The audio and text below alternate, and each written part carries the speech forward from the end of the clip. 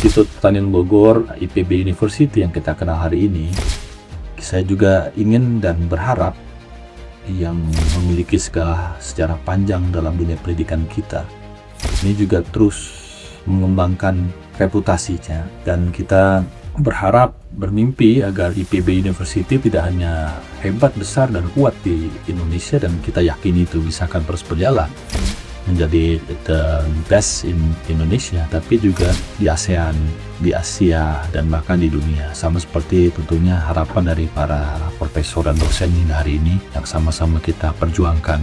Kita tahu juga IPB, Prof, alumni ini kan sudah hampir berapa? 200.000 alumni pasca sarjananya, mungkin 32.000 lebih gitu. Jadi this is a great network yang bisa kita pertahankan.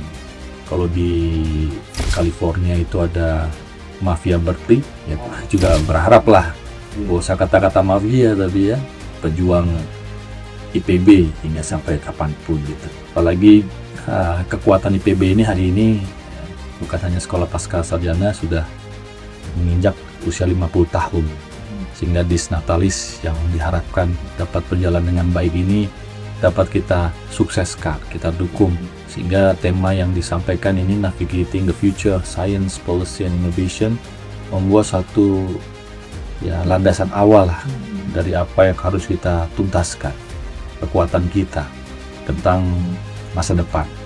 Tidak hanya dari sisi pendidikan semata, tapi juga bagaimana kita bisa menginovasikan segala sesuatu yang nyata.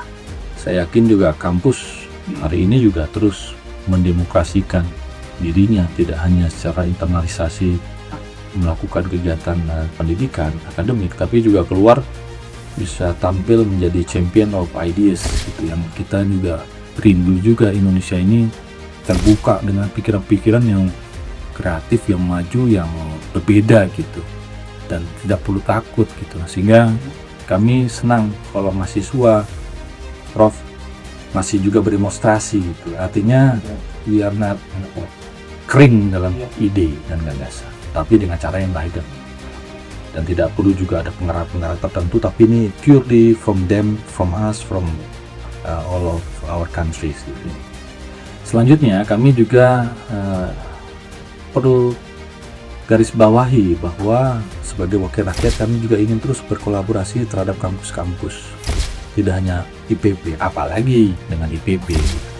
Nah, kolaborasi kami itu ya terkadang bermacam-macam caranya, dengan melakukan forum diskusi, ataupun juga kami juga bisa bekerjasama melalui mendorong beasiswa-beasiswa untuk kita teruskan kepada kampus-kampus yang ada di Indonesia, termasuk IPB, dan juga lain-lain yang kita perlukan terhadap kepakaran, keahlian dari IPB University itu sendiri. Ya, kolaborasi ini tidak hanya dalam kemajuan, tapi dalam ilmu, aksi, dan harmoni. Saya sampaikan seperti itu. Karena kita tahu, dan ini udah bukan rahasia umum lagi, geopolitiknya juga sangat dinamis gitu. Kita nggak ingin mahasiswa kita, masyarakat kita itu hanya dibanjiri informasi yang negatif atau cenderung pesimis gitu terhadap perperangan di belahan dunia, dan juga konflik di beberapa negara lainnya. Dan apalagi kalau yang berhubungan dengan entrepreneurship, ya, masyarakat luas, mahasiswa kita juga kadang terganggu juga kalau kita disuguhkan berita-berita yang keruh juga, yang kurang positif terkait dengan perang dagang, tarif gitu ya, dan situasi ekonomi yang volatile gitu, yang kadang-kadang takut sendiri gitu. Nah, itulah mengapa kami yang lebih muda juga selalu mencoba untuk berpikir konstruktif, tapi juga solutif dan kolaboratif, tanpa mengurangi rasa kritis kami. Kadang-kadang semuanya sudah menjadi bagian dari pemerintah, mendukung kegiatan pemerintahan, daya kritik kita, daya koreksi kita berkurang.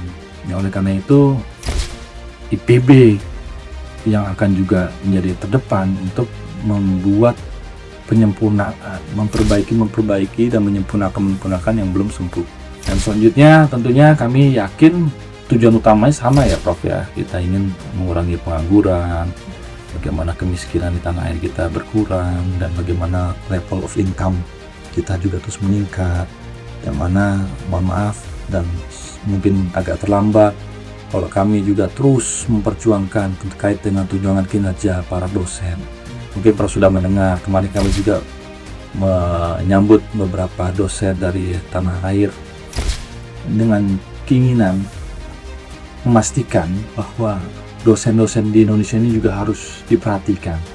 Tidak hanya kemandiriannya, tidak hanya kemampuannya, tidak hanya keterampilannya, tapi juga kesejahteraannya.